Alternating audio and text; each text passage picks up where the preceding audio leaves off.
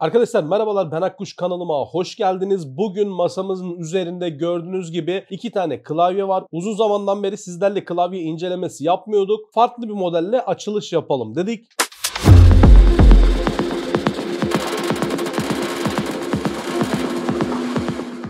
Bugün masamızın üzerinde Altec Lenzing markasının ALG 8614 isimli modeli bulunuyor. Bu modelin hem red hem blue switchlisini Segment Türkiye bize yolladı incelememiz için. Altec Lenzing markasından size öncelikle bir bahsetmek istiyorum. Altec Lenzing Çin menşeili, aksesuar yelpazesi çok geniş olan bir firma. Bu yelpazenin içerisinde Bluetooth hoparlörler, Bluetooth speakerlar, aynı zamanda oyuncu ekipmanları, mobil aksesuarlar gibi birçok farklı yelpazeye ürün oluşturan firmalardan bir tanesi. Ama genelde satış noktası Amerika arkadaşlar. Amerika'da kendi sitesine girdiğiniz zaman satış noktaları kısmında genelde böyle New York, işte Best Buy, Target, American Dreams gibi büyük Amerika mağazalarında satılan markalardan bir tanesi. Ürünün kendi sitesine girdiğiniz zaman 140 dolar gibi bir fiyatı var arkadaşlar. Şu anki dolar kuruna vurduğunuz zaman 2644 TL civarında bir meblağ yapıyor. Ama Türkiye satış fiyatına baktığımız zaman internette en ucuz bulabildiğim rakam, ben videoyu çektiğim an itibariyle 683 TL. Bu neden böyle tam ben de bilmiyorum. Hani alım gücüne baktığınız zaman aslında o adamlar 140 birime alıyor, biz 680 birime alıyoruz. Ama dolar kurunda çevirdiğimiz zaman aslında bir noktada da avantajlı görünüyoruz diyebilirim. Öncelikle klavye mekanik switchli bir klavye. Kendi sitesinde farklı renkleri var ama Segment Türkiye bana sadece gri rengini gönderdi. Farklı renkleri varsa da arkadaşlar onu da üst görsellere koyarım. Bana gelen modeller hem blue switch hem red switch. Red switch açtım. Yaklaşık bir hafta civarındadır kullanıyorum. Ses bakımından, oyun hassasiyeti bakımından ve yazım, genel kullanım bakımından gayet hoşuma gitti diyebilirim. Aynı zamanda klavye metal yapıda arkadaşlar. Blue switch'li modeline baktığımız zaman orta tuşların gri, etrafındaki tuşların beyaz olduğunu görüyoruz. Klavyenin keycap'lerine baktığımız zaman iki renkten oluşuyor. Aynı klavyenin gövdesi gibi gri ve beyaz temalı. Aynı zamanda gri bir şekilde bilek desteği bulunuyor. Keycap'ler lazer kesim, alttan aydınlatmalı. Yani aldığı ışığı direkt yazılara verebiliyor. Bu şekilde karanlıkta da okuması kolay oluyor. Aynı zamanda Segment destek sitesine girdiğiniz zaman klavyenin makro programının olduğunu görüyoruz. Bu program sayesinde klavyeye tuş atamaları ya da ışık gibi farklı seçenekleri kontrol edebiliyoruz. Bunu da zaten birazdan bilgisayara bağladığımızda göstereceğim.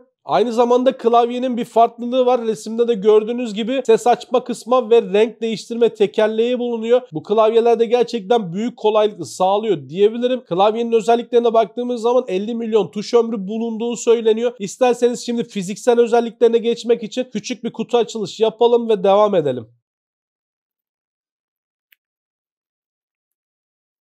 Evet arkadaşlar, kutusunu açtığımızda gördüğünüz gibi böyle bu şekilde klavyemiz geliyor. Korumalı bir şekilde geliyor. Şöyle korumasını kenara alalım. Klavyeyi şöyle şu şekilde bir göstermek istiyorum. Hasır örgülü bir kablosu bulunuyor.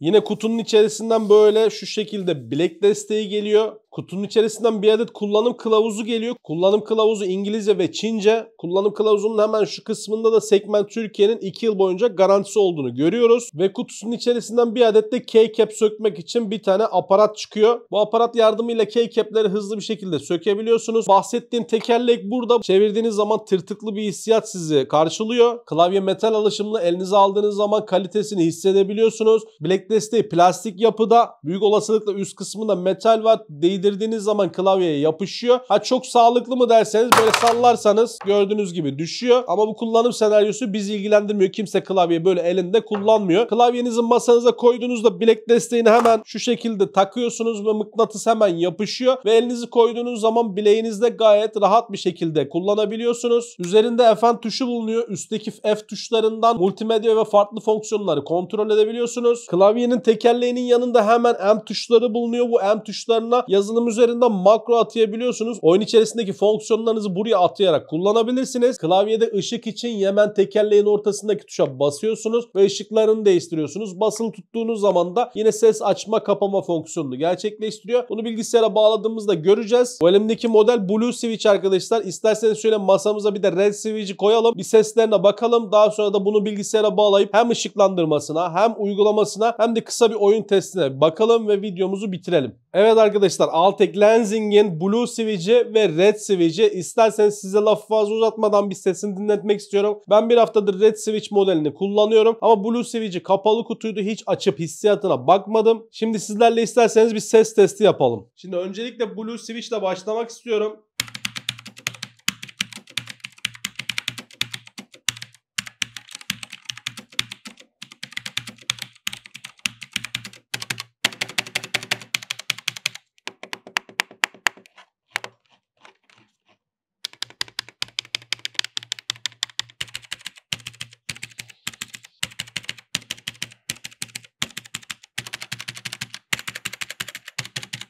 Bu az önceki incelemiş olduğumuz Blue Switch'ti modelde. İsterseniz şimdi bir de Red Switch'e geçelim.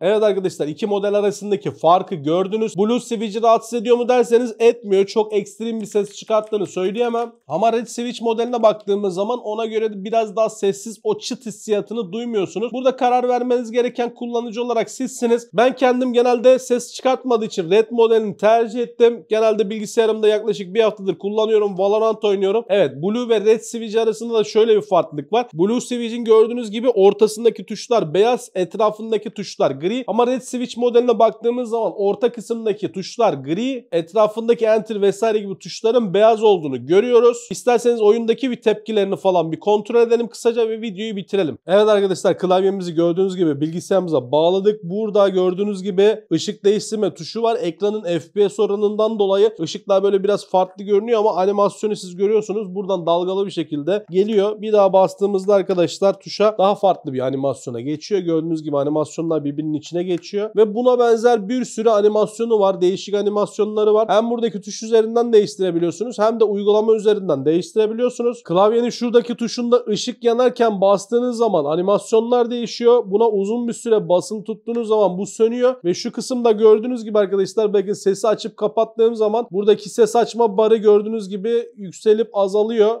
Şimdi isterseniz bir uygulamasını indirelim. Arkadaşlar, segment destek sitesine giriyoruz. Altec Lensing ALG 8614 yazdığımız zaman klavyemiz çıkıyor ve hemen bu kısımda makro yazılım var. 5.91 MB diyor arkadaşlar. Bunu indiriyoruz. İçerisinde 3 farklı dilde var. İngilizce olanını masaüstümüze aldık ve çalıştırıyorum arkadaşlar. Kurulumunu hemen hızlıca yapıyorum.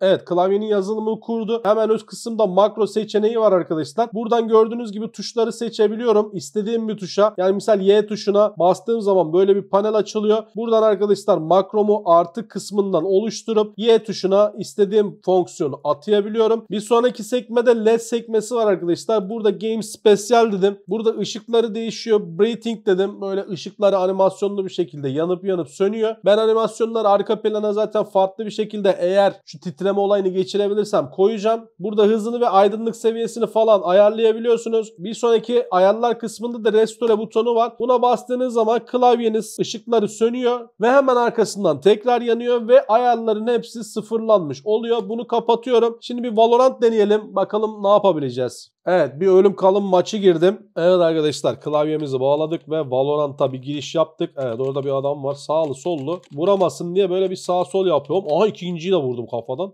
Helal olsun. Bak, vuramasınlar diye uzak noktadan bir sağ bir sol. Bak, üçüncüyü de vurdum. Sağ sol tepkileri gayet güzel. Şöyle biri geldiği zaman sola kaçarak ya da sağa kaçarak bir böyle sprey deneyeceğim. Bunu öldürelim. Boş yatıyor orada. Evet bak, Reyna. Ta ta ta ta ta ta ta ta ta. Evet, vurduk ama yandan da bizi vurdular. Evet, sağa sola kaçmak işe yarıyor. Göster kendini bebeğim. Onu da vurduk. Klavyenin tepkilerini gerçekten ben çok seviyorum. Derken de ölmem bayağı bir kinayeli oldu arkadaşlar. Hop hop. Evet, vurduk onu. Bak, sağa sola adamlarla çatışırken sağa sola kaçması çok zevkli oluyor. Biri de şuradan sıkıyor. Kim sıkıyor oradan ya? Evet, Killjoy'u da vurduk. Hemen şuradan canı ölmeden alalım. Bak hop, Omen geldi. Hop. Şöyle açık alanda kapışalım. Yani tepkileri falan gayet iyi, akıcı.